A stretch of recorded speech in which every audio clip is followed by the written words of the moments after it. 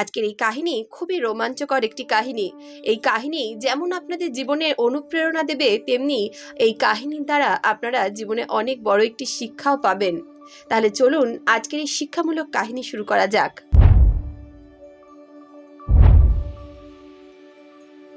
অমিত কুমার একজন district magistrate ছিলেন। তিনি জবের থেকে নিজের ডিস্ট্রিক্টে বদলি হয়ে এসেছিলেন। তবে থেকেই ডিস্ট্রিক্টের লোকজন বলতো এখানে যেন রামরাজ্য চলে এসেছে। সকলেই খুব সুখে শান্তিতে সেখানে বসবাস করত। বন্ধুরা, নিশ্চয়ই আপনারা এটা বুঝতে পারছেন, একজন ডিস্ট্রিক্ট ম্যাজিস্ট্রেটকে যখন রামের মর্যাদা দেওয়া হচ্ছে তখন তিনি কত ভালো এবং কত মহৎ কাজকর্ম করেছিলেন। অমিতবাবু সোশ্যাল মিডিয়ার মাধ্যমে নিজের ফোন নাম্বার সাধারণ জনতার কাছে পৌঁছে দিয়েছিলেন। তিনি সকলকে এটাই বলেছিলেন, যদি কখনো কেউ কোনোভাবে বিপদে পড়ে তাহলে তারা যেন ডাইরেক্ট ওনাকে ফোন করে। এভাবেই তিনি সামাজিক উন্নতি করতে চেয়েছিলেন।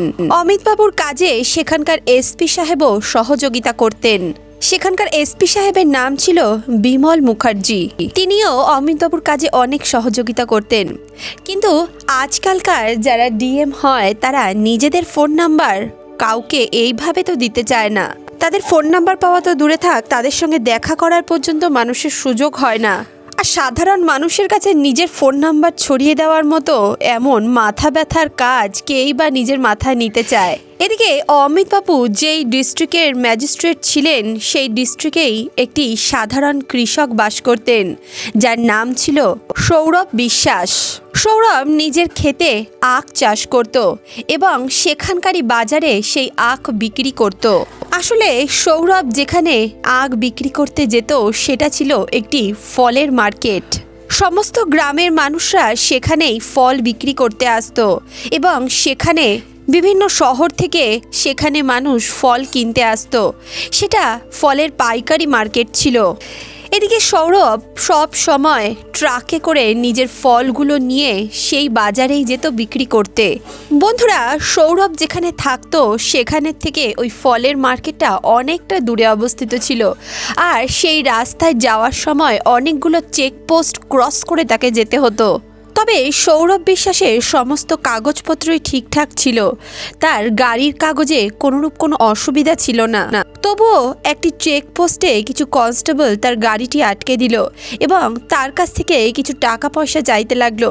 তখনই সৌরভ বিশ্বাস বলল, দেখুন, আমার কাছে সমস্ত কাগজপত্র ঠিকঠাক আছে, আমি কেন আপনাদেরকে টাকা দেব? সৌরভ বিশ্বাস বলতে লাগলো, দেখুন, আমি তো আমার ট্রাকে কোনো বেআইনি জিনিস নিয়ে যাচ্ছি না, আমি এতে ফল নিয়ে যাচ্ছি, আর আপনারা চাইলে দেখে নিন। তখনই সেই পুলিশ কনস্টেবলরা সৌরভকে বলতে লাগলো, দেখো, বেশি কথা যদি বলো তাহলে এক্ষুনি তোমার ট্রাক এখানেই সিজ করে নেব। কারণ যাই হোক না কেন আমাদেরকে তোমার কিছু তো দিতেই হবে। বেশি বাড়াবাড়ি করলে কিন্তু আমরা তোমাকে ফল বিক্রি করতে নিয়ে যেতে দেব না। যখন সৌরভ কনস্টেবলের মুখে এই সমস্ত কথা শুনল তখন সে ভয় পেয়ে গেল এবং তাদেরকে কিছু টাকা দিয়ে সেখান থেকে তার ফল বিক্রি করার উদ্দেশ্যে সেই বাজারে পৌঁছলো। সে যখন ফল বিক্রি করে বাড়ি ফিরছিল তখনও সেখানে বিভিন্ন চেকপোস্টে তাকে কিছু কিছু করে টাকা দিতে হয়েছিল। এইভাবেই সে যখন বাড়িতে পৌঁছে টাকা গুনতে লাগলো সে দেখলো তার অনেক টাকা কম উপার্জন হয়েছে। সৌরভ যখন টাকা গুনছিল তখন তার ছেলে, যে তখন এইচএস দিচ্ছিল, তার বাবাকে বলতে লাগলো, কি ব্যাপার, আজকাল কি তোমার ইনকাম ঠিকঠাক হচ্ছে না? তখনই তার বাবা বলতে লাগলো, ইনকাম তো ঠিকঠাকই হচ্ছে, কিন্তু রাস্তায় যেতে আসতে পুলিশদের এত টাকা দিতে হয় যে বেশি টাকা লাভই দেখতে পাই না। সৌরভের ছেলের নাম ছিল অনুজ। অনুজ পড়াশোনায় খুব ভালো ছিল, এছাড়াও সে কম্পিউটারও খুব ভালো জানতো। ডিএম সাহেব যখন সোশ্যাল মিডিয়ায় নিজের নাম্বারটি ছড়িয়ে দিয়েছিলেন তখন অনুজও সেই নাম্বারটা নিজের কাছে রেখেছিল। তখনই অনুজ সৌরভবাবুকে বলতে লাগলেন, বাবা, আমার কাছে ডিএম সাহেবের নাম্বার আছে, আমি তাকে ফোন করে এই সমস্ত ঘটনা বলবো? আমার মনে হয় আমার ওনাকে ফোন করে এই সমস্ত ঘটনা জানানো দরকার। কারণ এইভাবে যদি ব্যবসায়ীদের টাকা নষ্ট হতে থাকে তাহলে ব্যবসায়ীরা কিভাবে জীবনে বড় হবে, তারা কিভাবেই বা সঠিকভাবে ব্যবসা করবে? তখনই সৌরভবাবু বলতে লাগলেন, না না, ডিএম সাহেবের কাছে কোনোরূপ নালিশ করার কোনো প্রয়োজন নেই। আমি যদি এমনটা করি তাহলে বড় বড় অধিকারীরা আমার পেছনে পড়ে যেতে পারে। এছাড়াও কি দরকার, সবাই তো এই একইভাবে চলছে, আমরাও এই একইভাবেই চলি, অসুবিধার কিছু নেই, কিছু টাকা কম ইনকাম হচ্ছে, তাতে কি করা যাবে? শুধু শুধু আমি এইসব ঝামেলা মাথায় নিতে চাই না। শান্তভাবে জীবনযাপন করছি, শান্তভাবেই জীবনযাপন করতে চাই। এই সমস্ত কিছুর ভিতর ঢুকে পড়লে আবার কি জানি কি সমস্যা এসে দাঁড়াবে। বন্ধুরা, আমরা সাধারণ মানুষরা বেশিরভাগ সময় এই সমস্ত কথা চিন্তা করেই কিন্তু অনেক ব্যাপারে পিছিয়ে আসি। আমরা কখনোই ঝামেলা ঝগড়াঝাটি পছন্দ করি না। কখনো নিজের উপরে কোনো ঘটনা ঘটবে বা কোনো বিষয় আমরা জড়িয়ে পড়ব সেটা আমরা চাই না। আমরা সবসময় এই সমস্ত বিষয় থেকে দূরে থাকতে চাই। কিন্তু অনুজ নিজের বাবার কথা শুনল না। সে প্রথমে তো বাবাকে কিছুই বলল না, কিন্তু পরবর্তীকালে সে ডিএম সাহেবকে ফোন করে এই সমস্ত কিছু জানানোর সিদ্ধান্ত নিল। অনুজ ভাবতে লাগলো, এর পরবর্তীতে যদি আমার বাবার সঙ্গে এমন কোনো ঘটনা ঘটে তাহলে আমি অবশ্যই ডিএম সাহেবকে ফোন করব। এদিকে সৌরভবাবু বারবার করে অনুজকে এটাই বোঝাচ্ছিল, দেখো তোমার এখনও অনেক অল্প বয়স, এইসব বিষয় নিয়ে তোমাকে মাথা ঘামাতে হবে না, আমি জানি কি দিয়ে কি ঠিক করতে হয়। এভাবেই অনুজ আর সৌরভবাবুর মধ্যে কিছুক্ষণ কথাবার্তা চলল। সৌরভবাবু অনুজকে বারবার এটাই বোঝাতে চাইছিল যাতে অনুজ ডিএম সাহেবকে কোনোভাবেই ফোন না করে, আর সৌরভ তার বাবাকে এটা বোঝাতে চাইছিল তুমি যখন কোনো ভুল করনি তাহলে তুমি কেন ভয় পাবে। এভাবে কথাবার্তার মধ্যে অনুজ তার বাবাকে বলতে লাগলো, দেখো বাবা, কালকে আমি তোমার সঙ্গে বাজারে যাব, আমি দেখব কারা তোমার কাছ থেকে এইভাবে টাকা পয়সা নেয়। পরদিন সকাল সকাল সৌরভ একটি ট্রাকে করে সমস্ত আখ বোঝাই করলো এবং সেই রাস্তা দিয়েই বাজারের উদ্দেশ্যে রওনা দিল। কিছু দূর যাওয়ার পর রাস্তায় একটি চেকপোস্ট আসলো। তখনই ট্রাকটিকে সাইডে দাঁড় করাতে বলা হলো। সেখানে দুজন কনস্টেবল আসলো এবং ট্রাক ভালো করে চেক করতে লাগলো। সেই ট্রাক কিরকম এবং ট্রাকে কতটা মাল বোঝাই করা হয়েছে এই সমস্ত কিছু তারা চেক করতে লাগলো। তারা সৌরভবাবুর কাছ থেকে গাড়ির কাগজপত্র দেখতে চাইলো। ওনার গাড়ির সমস্ত কাগজপত্রই ওকে ছিল, কোনো কিছুতেই কোনো অসুবিধা ছিল না। তবুও সেই কনস্টেবলরা সৌরভবাবুর কাছ থেকে কিছু টাকা দাবি করলো। সেদিন সৌরভবাবুর সঙ্গে অনুজও গেছিল। অনুজ পুলিশদেরকে জিজ্ঞেস করতে লাগলো, আমরা কেন আপনাকে টাকা দেব? তখনই সেই কনস্টেবলরা বলতে লাগলো, এখানে এমনই নিয়ম, টাকা দিতেই হবে।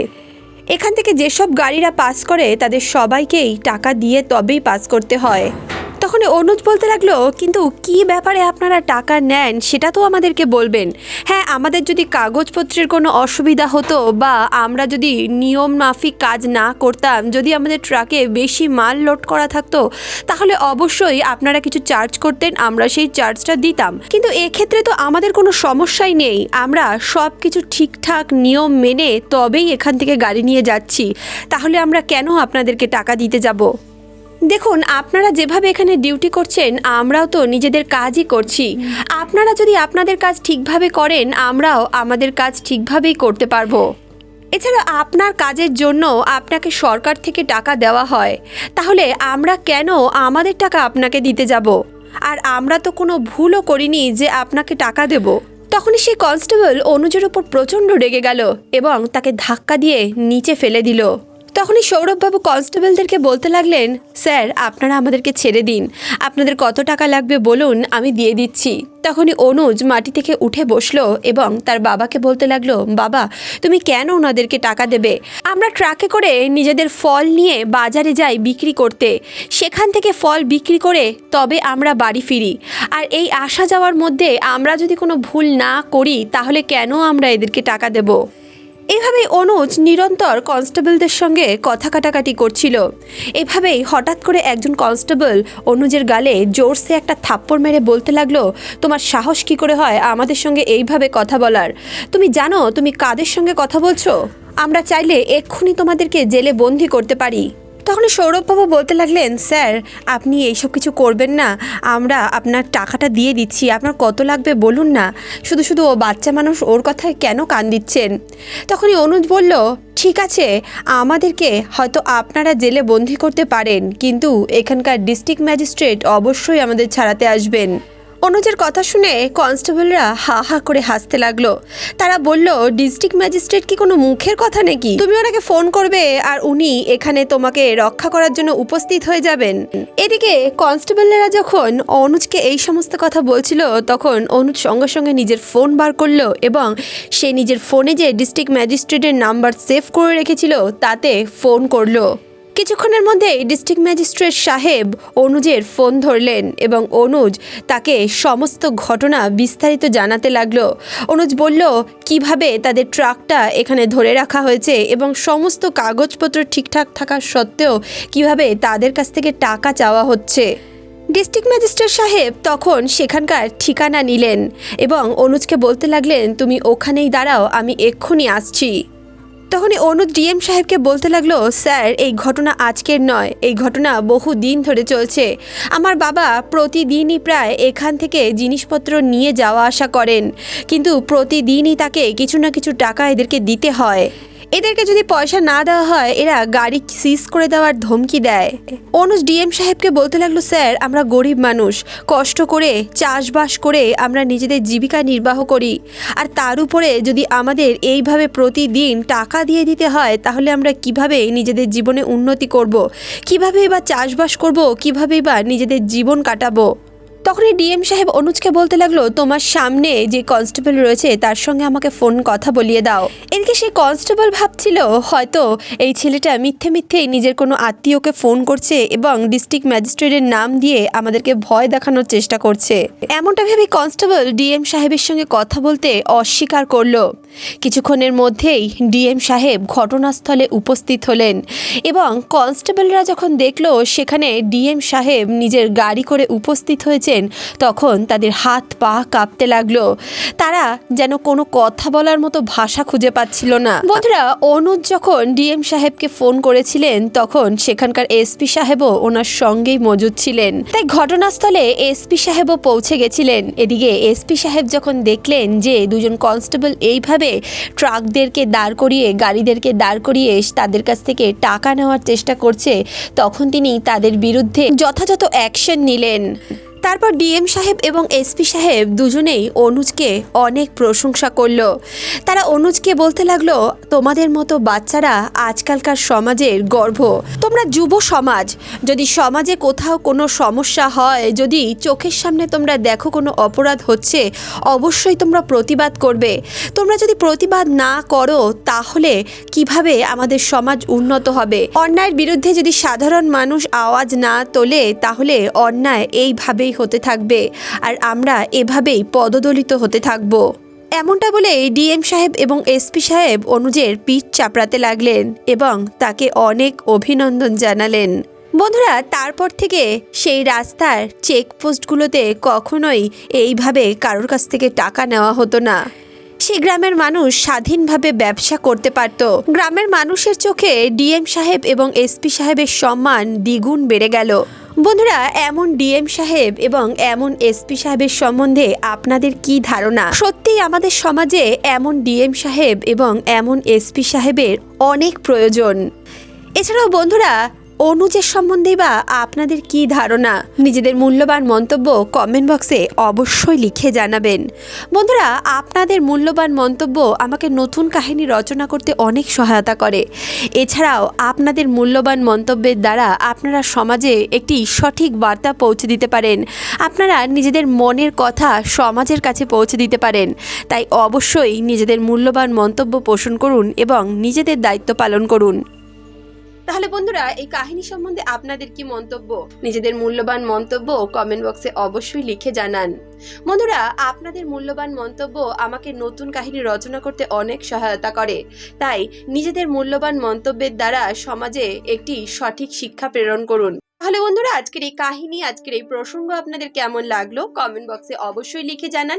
ভিডিওটি ভালো লাগলে অবশ্যই ভিডিওটিতে একটি লাইক করবেন, বন্ধু বান্ধব আত্মীয় পরিজনের সঙ্গে ভিডিওটি শেয়ার করবেন। এছাড়াও এর পরবর্তী ভিডিও আপনারা কোন বিষয় নিয়ে দেখতে চান অবশ্যই কমেন্ট বক্সে সেটা লিখেও জানাতে পারেন। দেখা হচ্ছে নেক্সট ভিডিওতে। ততক্ষণের জন্য সুস্থ থাকুন, ভালো থাকুন।